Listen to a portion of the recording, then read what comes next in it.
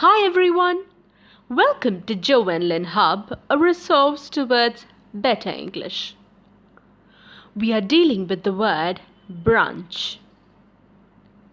Have you ever had brunch? How many meals of a day are you aware of? Well, we all know that the first meal of a day is breakfast, and lunch is a meal eaten at the middle of a day. Well, brunch is a combination of breakfast and lunch.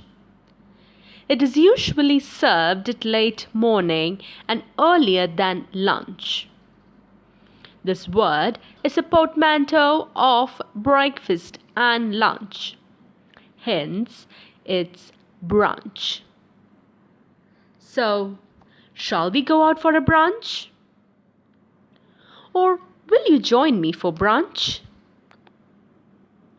We will soon be coming up with new words. Thank you for watching. Please don't forget to subscribe and post your valuable comments in the description box below. See you soon. Thank you.